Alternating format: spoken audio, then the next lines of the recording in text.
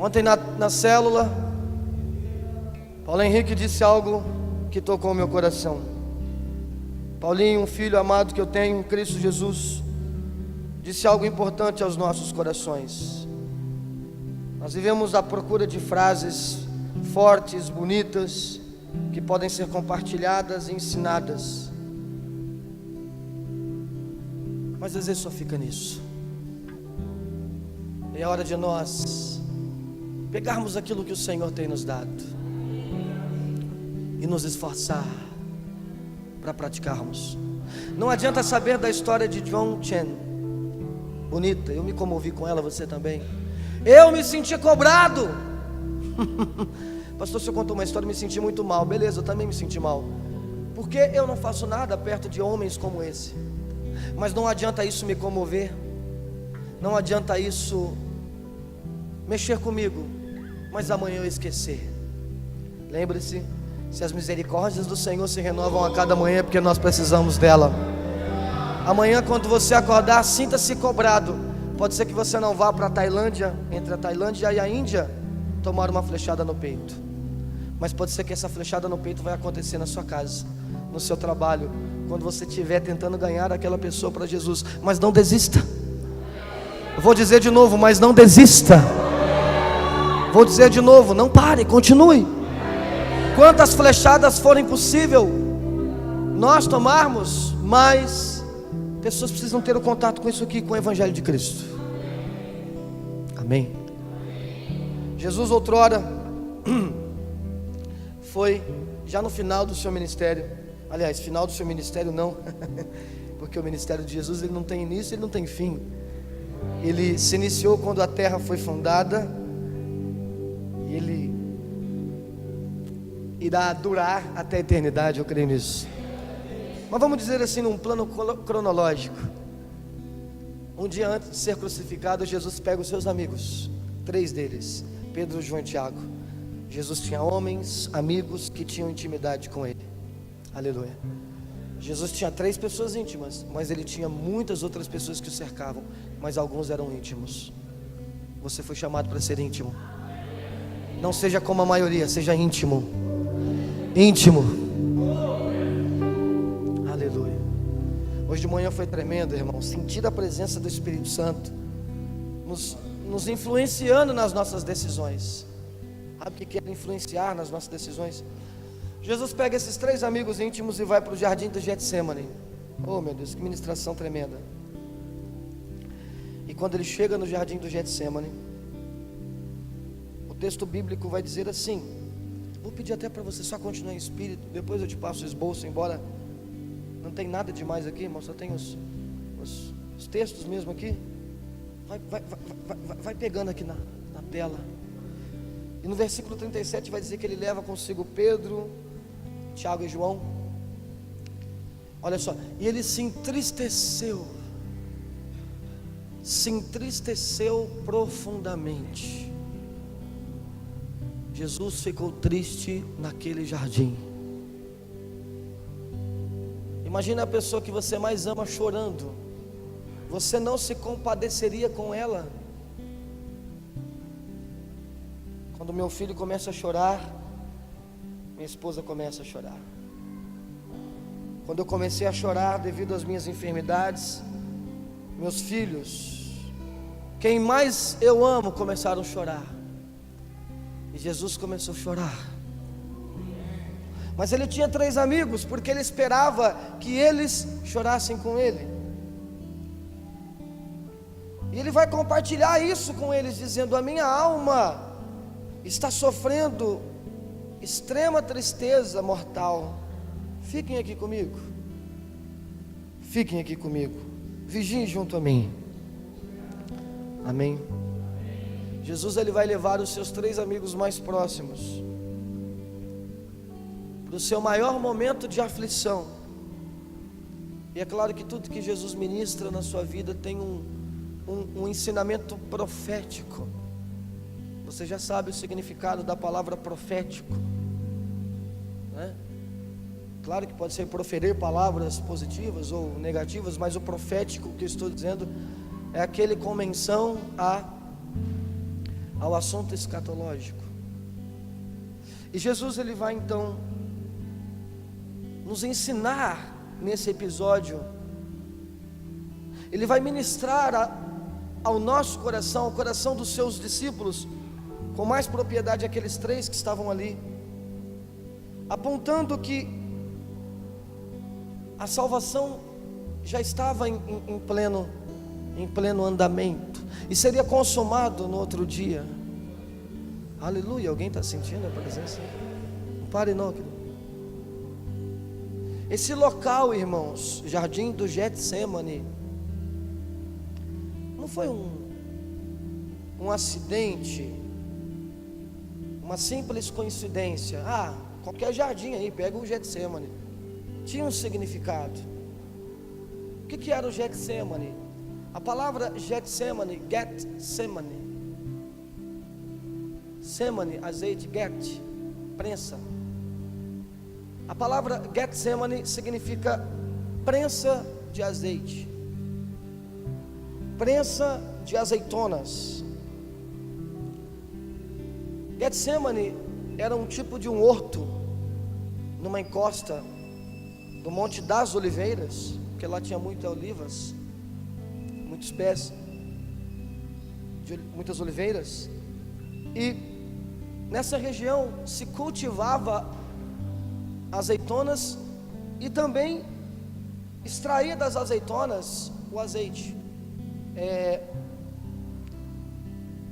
em suas prensas.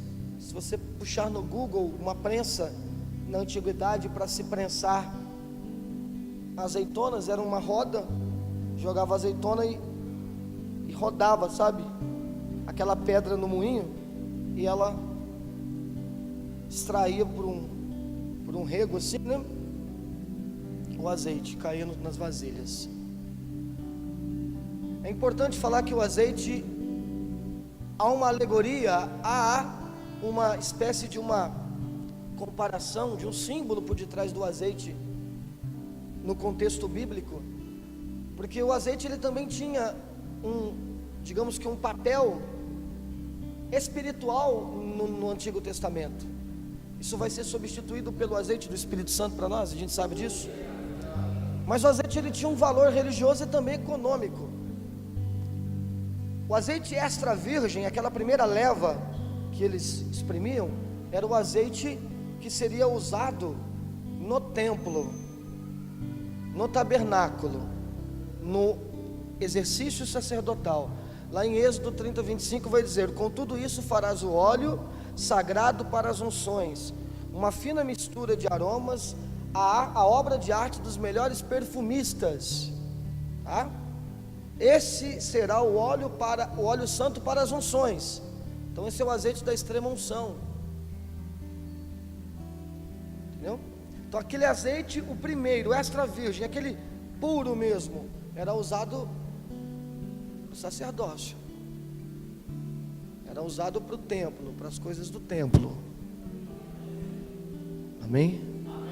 Vamos lá, irmãos, em nome de Jesus. Aleluia. O segundo azeite, que era prensado, era usado para alimento. O terceiro azeite, que já era um bem inferior, era usado para iluminação. E o resto mesmo que sobrava do azeite era usado para limpeza. Então eles faziam ali sabão, produtos de limpeza. Então o azeite ele tem um grande papel nos dias de Jesus. E o lugar onde Jesus estava era uma prensa de azeites. Então havia ali muitas prensas. Jesus estava ali chorando. O seu suor era transformado em sangue. Vocês já leram isso? Já leram, irmãos? Vai dizer isso aqui, que o suor dele era transformado, acho que em Lucas, que vai dizer, Lucas 22. O seu suor era transformado em sangue. A Bíblia, ela vai dizer que esse azeite, esse primeiro azeite da unção, ele é citado pelo menos 20 vezes no Antigo Testamento. E o objetivo dele era ser despejado na cabeça de um sumo sacerdote e dos seus descendentes. Então ele era aspergido no tabernáculo, consagrando assim o ofício, seja do rei, seja do sacerdote. Em Isaías 53, versículo 5, o profeta vai dizer que ele foi transpassado por nossas culpas e por nossas transgressões. Acho que alguém está crendo nisso aí. Está prestando atenção, irmão? Ele foi ferido, transpassado pelos nossos pecados, pelas nossas transgressões, pelas nossas culpas. E vai dizer que ele foi esmagado.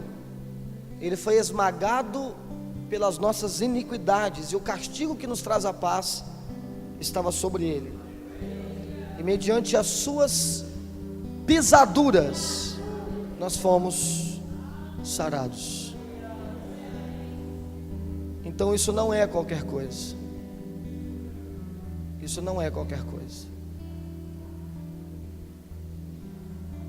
O exemplo que há por detrás disso: Cristo no jardim do Getsêmani, Cristo no jardim das prensas das azeitonas, onde se esmagava as azeitonas para se produzir o azeite que era usado na extrema unção. Agora Cristo se coloca dentro dessa alegoria e revela o que aquela sombra verdadeiramente representava. Ele sendo prensado, os seus sonhos, seu desejo de viver, o seu lado humano sendo prensado, sendo esmagado, para que através da sua ferida, através do seu esforço, da sua devoção, da sua obediência, do seu sacrifício, ele pudesse extrair o azeite mais puro para consagrar aqueles que em Apocalipse 1:6 vai dizer que agora eles são reis e sacerdotes, que somos nós. O apóstolo João vai dizer: vós possuís a unção que vem do santo, e vocês têm desconhecimento disso. Então Cristo no jardim do Getsêmani está sendo esmagado, cumprindo a palavra profética de Isaías.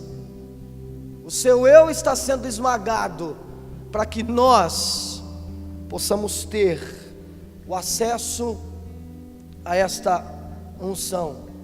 Não se trata de um óleo que nós entregamos na igreja, não se trata de nenhuma palavra mística, cósmica, não se trata de nenhuma palavra humana, mas se trata do entendimento a partir da visão do Espírito Santo, que nos ensina a receber essa consagração que nos coloca num campo sacerdotal, nos coloca na condição de reinado, reis e sacerdotes, ou seja, a função de reino, de governo, de domínio, função sacerdotal.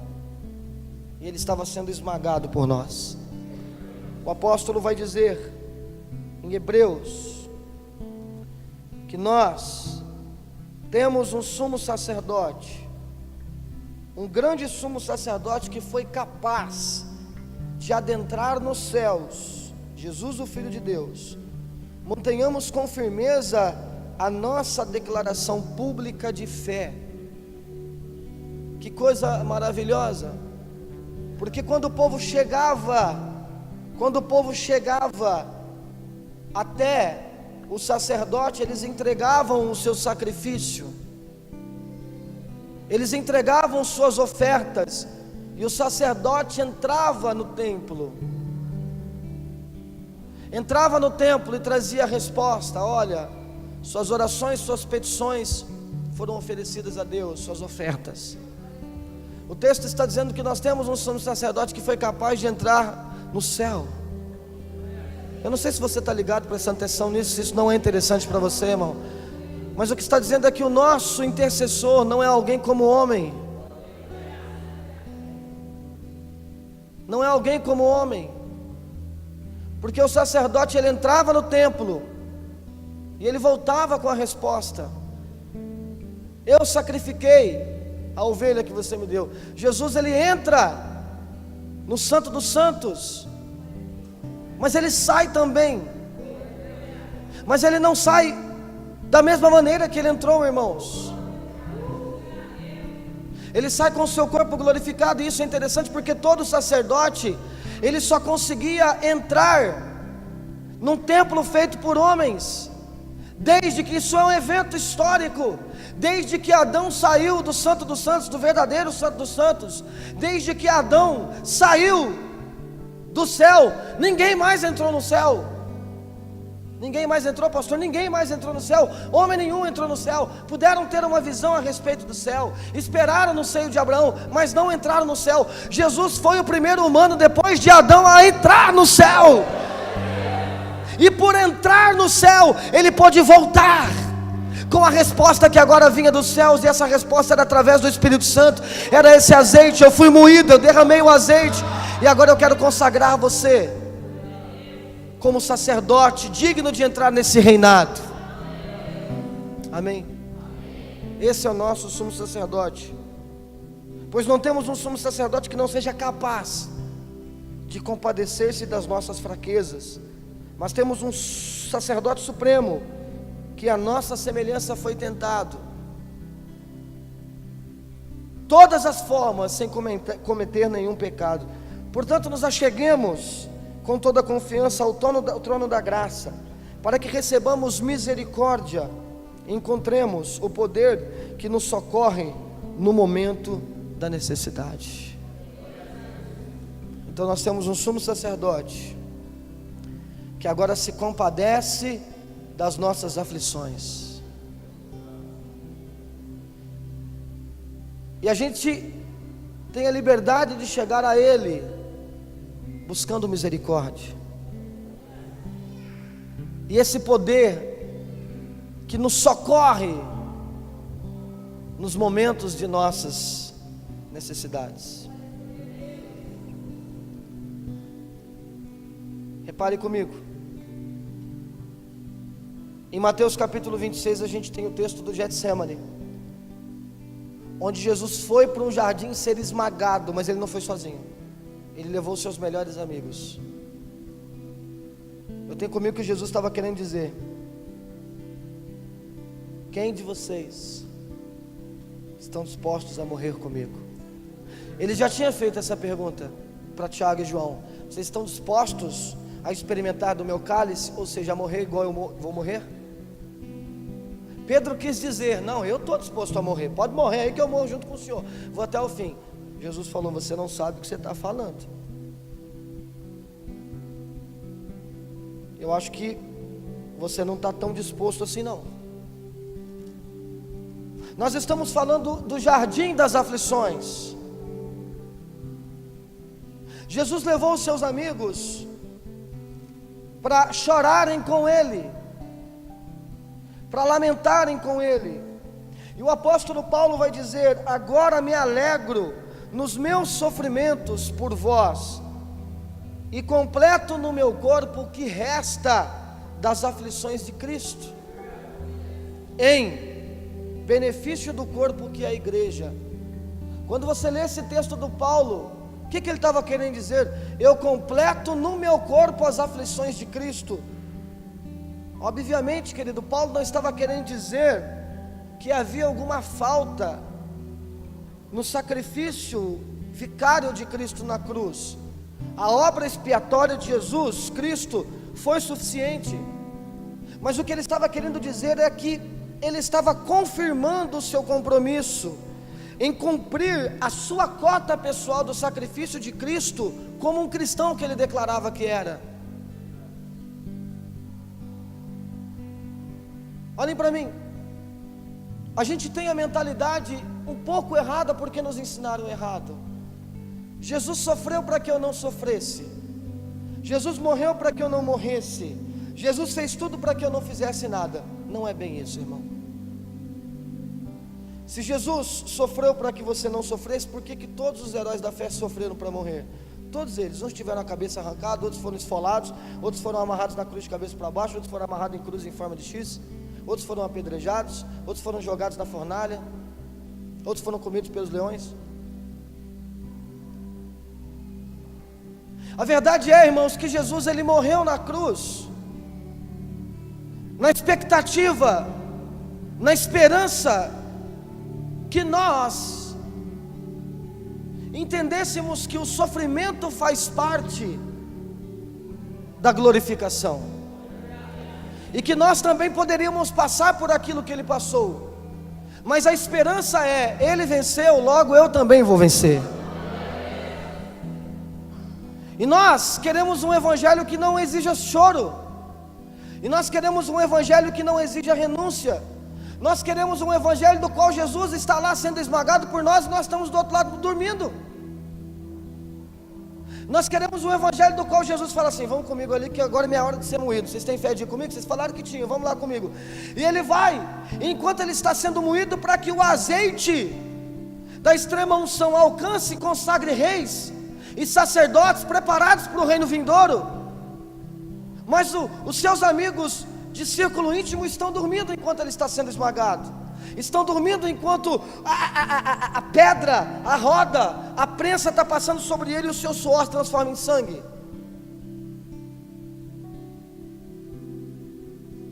Não existe evangelho fácil.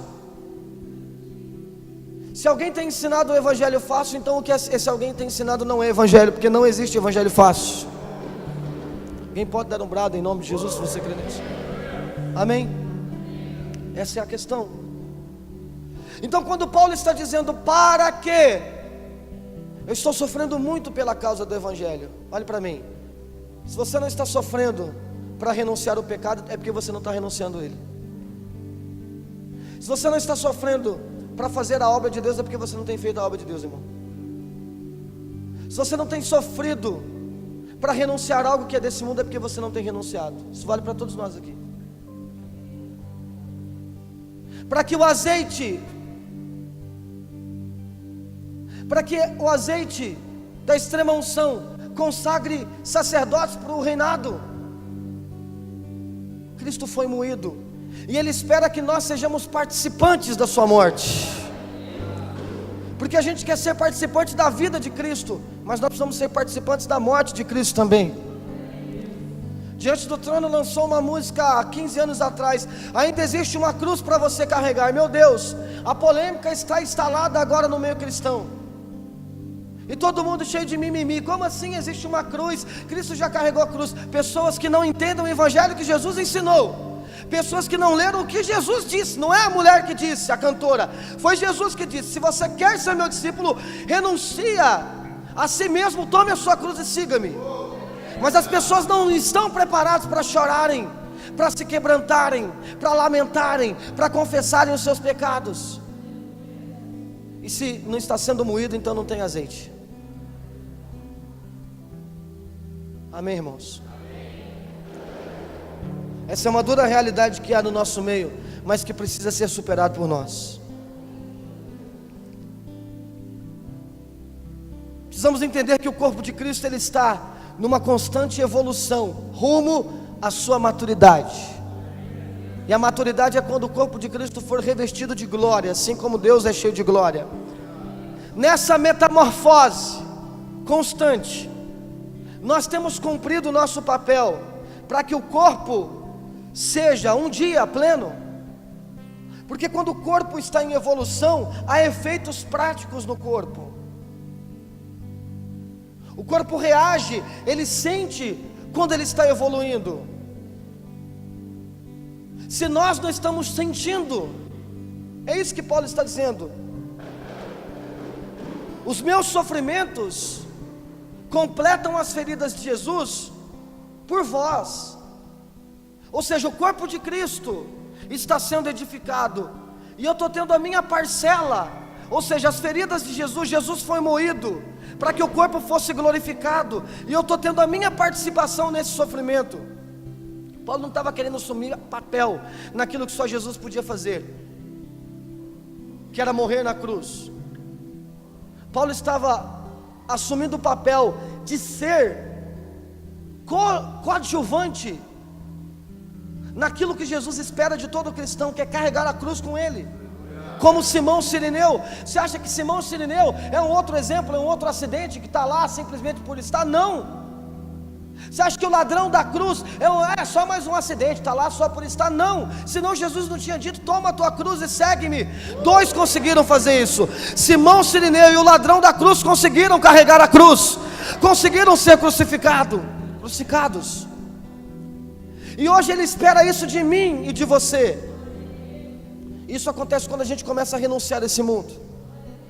E Paulo está dizendo, para que o corpo de Cristo continue nessa evolução, para alcançar a sua plena maturidade, eu tenho a minha cota de participação nisso, que é sofrer pelo Evangelho, sofrer literalmente pelo Evangelho. O Espírito Santo está nos constrangendo nessa noite, mas Ele está dizendo: se nós não estamos sofrendo pelo Evangelho, nós não estamos nos movendo no Evangelho. O que é que eu estou sofrendo por Jesus? O que é que, para mim, renunciar isso é um sofrimento, mas eu estou renunciando por Jesus. Amém? Paulo vai dizer em Atos 20, 31: portanto vigiai, lembrando de que por 3 anos, noite e dia, não cessei de rogar com lágrimas por cada um de vocês. Então ele orava com lágrimas. Discípulo dele, Timóteo, aprendeu isso, e ele vai escrever: lembrado das tuas lágrimas, estou ansioso para ver-te, para que transborde em alegria. Paulo ensinou o seu discípulo: meu discípulo também está chorando pela mesma causa.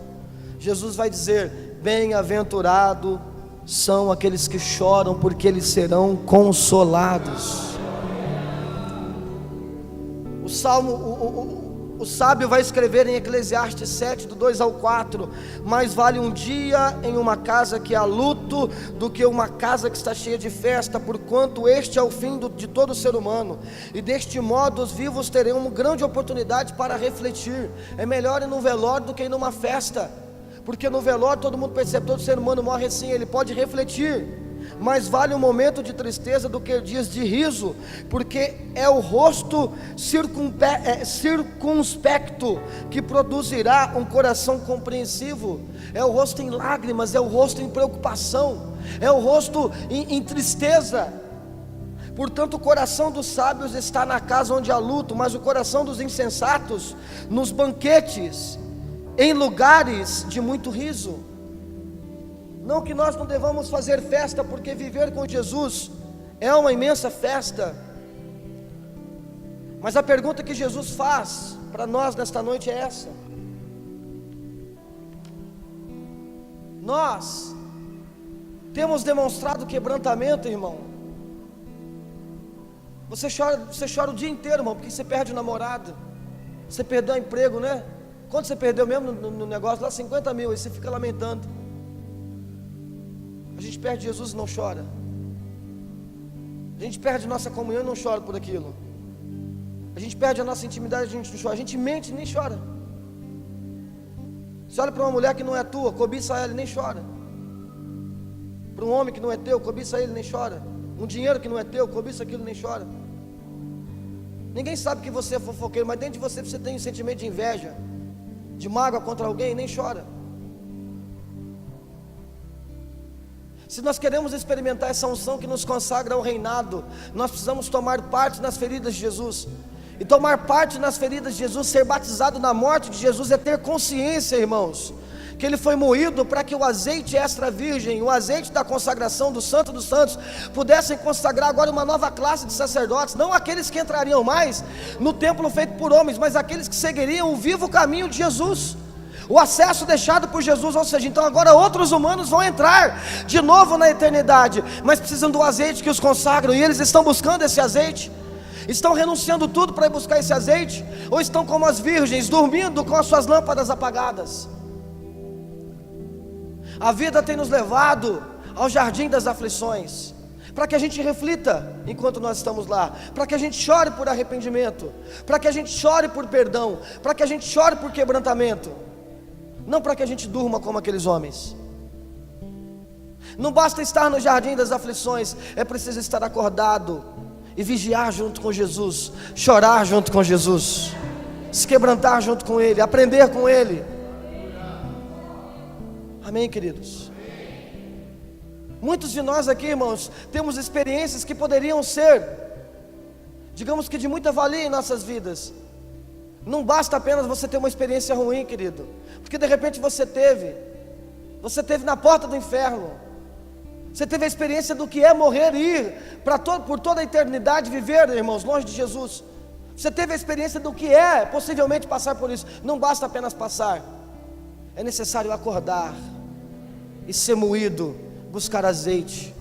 E a melhor forma de buscar azeite não é sair correndo e abandonar a lâmpada e ir correndo atrás das vendas, dos vendedores de azeite, dos mercenários do altar, dos pregadores que vendem unção, dos pregadores que vendem consagração, que vendem ministração. Para se comprar azeite, tem que ir até a prensa, tem que ser moído como Jesus, tem que renunciar ao mundo, tem que fazer do seu quarto um lugar de oração, tem que fazer do seu carro um lugar de oração, tem que servir o corpo de Cristo, tem que completar as feridas de Jesus, tem que renunciar tudo por causa de Jesus.